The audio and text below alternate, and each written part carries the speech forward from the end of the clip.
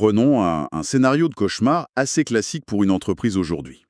On a une PME qui décide de financer un créateur de contenu, un influenceur spécialisé dans son secteur, pour lancer un grand jeu concours en ligne. Ouais, la mécanique classique d'acquisition, en fait. C'est ça. Et la campagne est un succès fulgurant. Il y a genre des milliers de prospects qui remplissent un formulaire avec leurs coordonnées. Hmm. Sauf que, 3 semaines plus tard, bam, la base de données de cet influenceur est piratée. Aïe. Et là, c'est le drame. Exactement. Et soudainement, c'est l'entreprise commanditaire de la campagne qui se retrouve légalement, et surtout financièrement, responsable de cette fuite massive, avec un risque de sanction RGPD qui peut chiffrer en millions d'euros. En fait, c'est pas de la science-fiction, c'est la réalité clinique d'une digitalisation qui a été pensée à moitié. Bah oui, c'est vraiment le point aveugle par excellence, hein. En fait, l'erreur fondamentale qu'on voit tout le temps, c'est de construire une vitrine numérique ultra moderne, super belle, tout en laissant la porte de service grande ouverte via des partenaires externes, quoi. Ouais, on sécurise la maison, mais on donne les clés à n'importe qui. C'est tout à fait ça. La transformation digitale aujourd'hui, c'est plus du tout une question de création de site web. C'est la construction d'un écosystème qui est complexe, hyper interconnecté et du coup super vulnérable. Et c'est exactement ce qu'on va décortiquer dans notre analyse d'aujourd'hui, qui s'appuie sur une modélisation stratégique assez redoutable, souvent étudiée à travers le prisme du fameux mémo E5A. Ouais, un cadre très riche. Pour toute structure de taille intermédiaire, c'est une véritable architecture de survie dans l'économie actuelle. Parce que, honnêtement, quand on observe cette évolution, ça donne parfois un peu le vertige. C'est clair. Le but ici, c'est pas de survoler des concepts à la mode, mais vraiment de démonter le moteur pour comprendre comment toutes ces pièces s'articulent. Absolument. Parce que la stratégie, elle exige une fluidité totale aujourd'hui. Faut capter l'attention avec une précision chirurgicale, traiter les requêtes instantanément de jour comme de nuit, analyser des montagnes de données et surtout verrouiller le tout contre les cybermenaces. C'est un changement de paradigme complet. Et je dirais que le front le plus visible de ce changement, c'est l'accueil client. Je veux dire, le standard téléphonique ouvert de 9 heures à 17 heures, c'est mort et enterré. Ah oui, complètement. La demande actuelle, elle exige une réactivité immédiate, que ce soit un dimanche à 2 heures du matin, sur n'importe quelle plateforme. C'est ce qu'on appelle techniquement l'omnicanalité. Alors, attends, juste pour préciser, l'omnicanalité, c'est pas juste être partout à la fois. Non, justement, et c'est une erreur fréquente. Faut vraiment pas confondre le multicanal et l'omnicanal. D'accord, c'est quoi la différence concrète? Bah, le multicanal, c'est avoir une page Facebook, un numéro de téléphone, un site web, mais tout ça fonctionne en silo. Donc, un client envoie un message sur Instagram, et s'il appelle le service client le lendemain, il doit réexpliquer tout son problème depuis le début. Ah ouais, l'enfer classique du service client, quoi. Veuillez répéter votre numéro de dossier. Voilà, c'est insupportable. L'omnicanalité, par contre, telle qu'elle est exigée dans une architecture moderne, elle unifie ses points de contact. Sur le plan technique, l'infrastructure attribue un identifiant unique au client. Donc, peu importe par où il passe, on le reconnaît. Exactement. Qu'il interagisse via WhatsApp, par mail ou sur le chat du site web, tout l'historique de la conversation le suit. Et pour maintenir ce truc éveillé en permanence, sans exploser la masse salariale, parce que bon, payer des gens H24, c'est pas possible pour une PME, l'intégration de l'intelligence artificielle conversationnelle, c'est la seule issue. Alors là, je mets tout de suite un gros bémol. Ah, dis-moi. Sur l'IA conversationnelle, du point de vue de l'expérience utilisateur, les chatbots, ça a quand même longtemps été synonyme de frustration absolue. C'est pas faux. Je veux dire, ces systèmes basés sur des arbres de décision hyper rigides.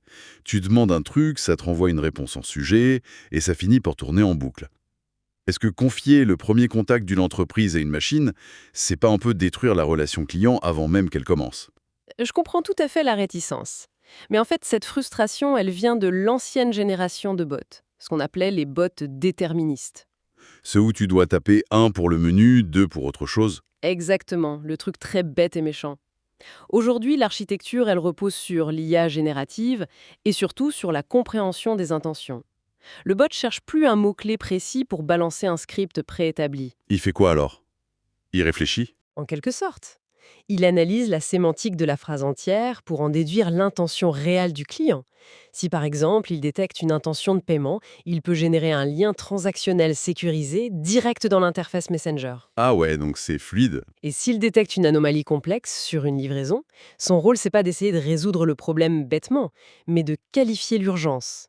Et c'est là qu'intervient un indicateur hyper important du mémo SNA, un fameux KPI, Lequel? le temps moyen de résolution. Le but stratégique, c'est pas de forcer le client à parler avec la machine le plus longtemps possible, mais d'utiliser la machine pour réduire drastiquement le temps global de traitement de la requête. D'accord, je vois le truc. Donc le filtre algorithmique, il absorbe tout le bruit de fond, quoi. Les réinitialisations de mots de passe, les suivis de colis, les factures. C'est ça, les trucs à faible valeur ajoutée. Mais du coup, ça veut dire que quand le client parvient enfin à avoir un humain au bout du fil, le niveau de tension et d'exigence doit être super élevé, non? Puisque si c'est arrivé jusqu'à l'humain, c'est que la machine n'a pas pu gérer. Exactement. L'agent humain, du coup, il gère exclusivement des cas critiques ou à forte charge émotionnelle. Faut avoir les nerfs solides, quoi. C'est la nouvelle réalité du service client. Et c'est pour ça que l'IA disparaît pas au moment où l'humain prend le relais, en fait. Elle reste en fond. Ouais, une stratégie digitale vraiment aboutie, elle intègre des scripts IA pour les agents eux-mêmes. Concrètement, pendant que l'opérateur discute au téléphone avec le client, le moteur d'IA écoute l'échange, retranscrit la voix en texte, identifie le produit concerné et paf, il affiche en temps réel sur l'écran de l'agent la marche à suivre pour le remboursement. Waouh! C'est le prompteur magique, en fait, hein? C'est un copilote cognitif. Ça supprime tout le temps de recherche d'infos pour l'employé, qui peut vraiment se concentrer sur l'empathie, la négociation et la désescalade du conflit. Donc si on résume cette première ligne de front, la boutique numérique, elle ferme jamais, elle filtre intelligemment et elle surarme les équipes humaines avec des données en direct. C'est exactement ça. Bon, le socle pour garder ses clients, il est solide. Mais un service client hyper performant, ça sert strictement à rien si personne n'entre dans la boutique. Ah, ça, c'est le problème de l'acquisition. Bah oui. Et là-dessus, les coûts publicitaires sur les moteurs de recherche explosent, les bannières classiques, plus personne ne clique dessus, et du coup, l'approche préconisée s'oriente vers l'écosystème d'influence. Tout à fait. Et là encore, il y a un gros scepticisme chez les dirigeants, surtout dans le B2B. Il y a cette image du mec à Dubaï qui vend des produits douteux. On a du mal à voir comment ça peut être un outil d'acquisition chirurgicale. C'est vrai que le marché souffre de cette image, à cause de ses propres excès.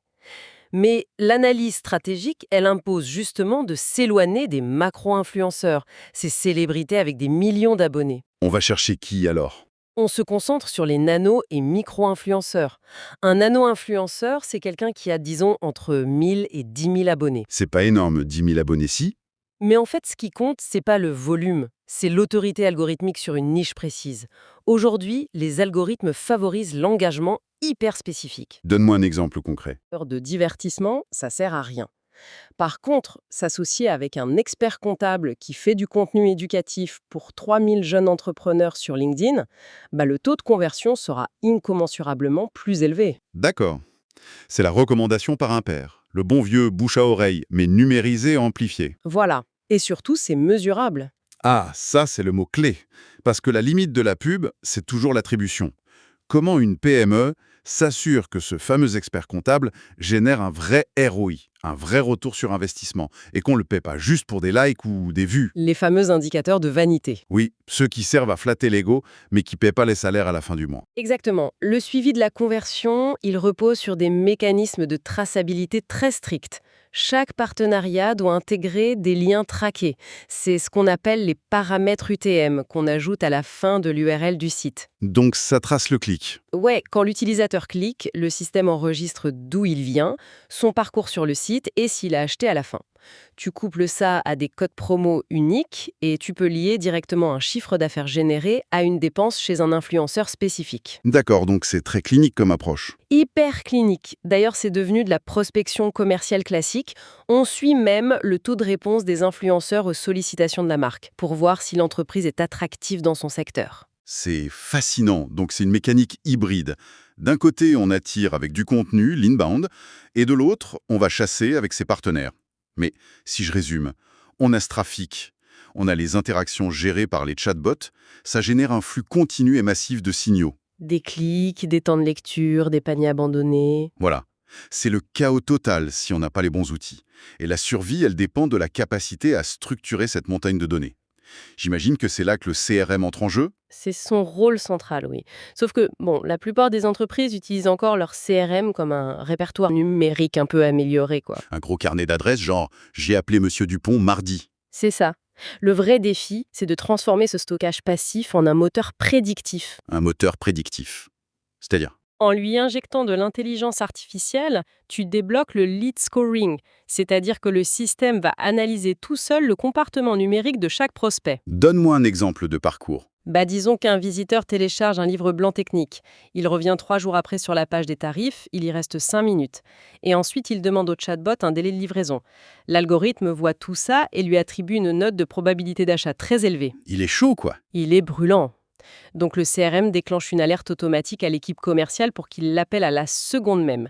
L'IA générative peut même pré-rédiger le mail d'approche en résumant le parcours du gars. Ah ouais, l'hyper-personnalisation à l'échelle industrielle. Et du coup, ça permet de maîtriser financièrement l'acquisition, ce qui m'amène à 2 métriques dont on entend tout le temps parler. Le CAC, le coût d'acquisition client, et la LTV, la valeur vie client. Les fondamentaux absolus. Et pour vulgariser ça, je trouve que l'analogie agricole fonctionne super bien. Hein? Vas-y, je t'écoute. Le CAC, le coût d'acquisition, c'est l'investissement du paysan. C'est le coût des semences, l'eau, le temps passé sur le tracteur, ou dans d'autres cas, le budget pub et les influenceurs. D'accord, ouais. Et la LTV, la valeur vie client, c'est la récolte cumulée sur plusieurs saisons. C'est pas juste la première tomate que tu vends, c'est tout ce que ce client va dépenser au fil des années, parce qu'il est fidèle et qu'il rachète. Donc la stratégie, c'est juste de s'assurer que la récolte vaudra toujours plus que les graines. Ah, j'adore cette métaphore. Elle illustre parfaitement la dynamique financière, en fait. Si tu dépenses 50 € pour acquérir un client, Tes fameuses graines. voilà, et qu'il ne dépense que 40 € et ne revient plus jamais, ton modèle est mort, peu importe si tu as beaucoup de ventes. C'est pour ça que la fidélisation est cruciale. Et comment le CRM prédictif aide à la fidélisation du coup? Avec ce qu'on appelle la prédiction de l'attrition, ou le churn prediction. Pour filer ta métaphore, c'est repérer la maladie sur une seule petite feuille bien avant que toute la plante meure. Oh, joli. Et l'algorithme repère ça comment? En analysant des micro-variations, un espacement bizarre dans les commandes, un client qui passe moins de temps sur le logiciel, ou des légers retards de paiement. Mais on va encore plus loin que ça, non? J'ai lu que l'IA pouvait détecter des émotions, des signes d'agacement avant même que le client dise « je me casse ». C'est ça. Mais comment une machine, qui par définition n'a pas d'émotion, peut analyser le sentiment d'un texte ou d'un avis? C'est quoi la magie derrière ce fameux NLP, le traitement du langage naturel? Alors, c'est pas de la magie, c'est fascinant, mais très mathématique. La machine, elle lit pas comme nous. Elle utilise la tokenisation. La quoi? Tokenisation. Elle découpe la phrase ou l'appel en petites unités, les tokens, des mots ou des bouts de mots. Ensuite, elle analyse la proximité de certains champs lexicaux. Par exemple? Si les mots encore, lent, incompréhensible ou attente apparaissent très souvent juste à côté du nom de ton produit, le système attribue un point négatif, un score de frustration. Ah, d'accord, il ressent pas la colère, il calcule une probabilité d'insatisfaction. Exactement, basé sur des millions de textes d'entraînement. Et il croise ça avec des indicateurs comme le CELSAT, la satisfaction à chaud, et le NPS, la probabilité de recommandation. Et avec cette triangulation, le CRM déclenche une action préventive, genre une offre promo automatique ou un commercial qui appelle le client pour désamorcer le truc avant qu'il aille voir la concurrence. Voilà, c'est redoutable d'efficacité. Mais, parce qu'il y a un mais, l'accumulation de toute cette puissance, ça pose un problème structurel gigantesque. Ah, le revers de la médaille. Exactement. On est en train de décrire une architecture où un seul système centralise les données bancaires, l'historique de chat, les comportements d'achat et même les scores émotionnels de milliers de personnes. C'est un actif inestimable, mais c'est aussi une cible de choix pour les hackers. Et on en revient au scénario de notre intro. C'est ça. Le 4e pilier, l'impératif absolu de la cybersécurité et du RGPD. Une faille là-dedans, et c'est la confiance qui s'effondre. Et la confiance, c'est le seul vrai capital d'une boîte. Complètement. La cybersécurité, c'est plus juste un truc de technicien relégué au service informatique. Ça doit être dans la matrice stratégique globale, au même titre qu'une analyse SWOT. Les forces, faiblesses, opportunités, menaces. Voilà, le risque cyber, c'est la menace numéro 1 aujourd'hui. Donc, déployer tout ce qu'on vient de dire, ça exige des protocoles stricts. Déjà, la double authentification systématisée. Pas que pour les employés, j'imagine. Non, justement, faut l'imposer sur les espaces clients aussi. Ça évite que des réseaux automatisés de hackers prennent le contrôle des comptes. Ouais, il faut aussi sécuriser les flux de données. On entend toujours parler de certificats SSL, de chiffrement. Concrètement, c'est quoi la mécanique qui protège un paiement dans un chatbot FinTech? Le SSL, en gros, c'est un système de clés cryptographiques. Quand le client tape sa carte sur le site, l'info part pas en clair sur le réseau. Elle est brouillée. Mathématiquement brouillée avant même de quitter le téléphone du client. Et ça, grâce à une clé publique donnée par le serveur. Donc, si un pirate intercepte le message en vol, il verra juste une suite de caractères totalement indéchiffrables. Et qui peut la déchiffrer? Seul le serveur de destination qui a la clé privée, unique, pour remettre ça dans l'ordre. D'accord, c'est un coffre-fort numérique en gros. Ouais. Mais attention, ce coffre-fort protège pas contre la faille la plus courante, l'ingénierie sociale et, justement, le piratage des partenaires. Ce qui nous ramène à l'influenceur du début. Pourquoi la PME est tenue responsable de l'hygiène informatique d'un type avec qui elle a juste fait un contrat de com? C'est la mécanique implacable du RGPD. La loi fait la différence entre le responsable de traitement, l'entreprise qui veut les données, Ok. et le sous-traitant, ici l'influenceur qui collecte physiquement les infos avec son formulaire. Aux yeux de la loi, le responsable de traitement doit s'assurer que ses sous-traitants sont sécurisés. Ah ouais? Donc si tu fais pas d'audit de ton influenceur, t'es considéré comme négligent. Exactement. Il devient un maillon de ta propre chaîne de sécurité. Mais c'est dingue. Donc il faut piloter la sécurité avec la même obsession que les ventes. C'est pour ça qu'on utilise un KPI spécifique, l'indice de cybersécurité, souvent ignoré par les patrons d'ailleurs. Il mesure quoi cet indice? Le ratio entre les vulnérabilités qu'on trouve pendant un audit et celles qui sont effectivement corrigées dans un délai donné. C'est un marqueur de proactivité. D'accord. Donc tu peux avoir une croissance à 2 chiffres. Si ton indice cyber est dans le rouge, t'es assis sur une bombe. La digitalisation, c'est pas juste accélérer, c'est construire une voiture qui peut survivre à un crash à haute vitesse. C'est une excellente synthèse. Donc, si on résume cette exploration stratégique, il faut aligner 4 piliers. L'IA conversationnelle pour être là H24, l'écosystème d'influence pour cibler l'acquisition, le CRM prédictif pour anticiper les ventes et l'attrition, et le dôme de cybersécurité pour protéger tout ça. C'est exactement l'architecture d'un organisme apprenant et résilient. Et maîtriser ça, c'est pas de la théorie, c'est le vocabulaire de base de la survie économique. Celui qui ignore la puissance du NLP ou les clauses RGPD avec ses partenaires, il va droit dans le mur. C'est clair. Mais bon, ça soulève quand même une pensée un peu provocatrice pour la fin. Si demain, des algorithmes rédigent les mails, répondent aux clients, prédisent les comportements et gèrent les influenceurs, quelle sera la dernière véritable zone de valeur ajoutée, celle qui restera fondamentalement humaine dans le rôle d'un dirigeant d'entreprise? Ah, vaste question. Une réflexion fascinante à méditer pour quiconque dirige une structure aujourd'hui.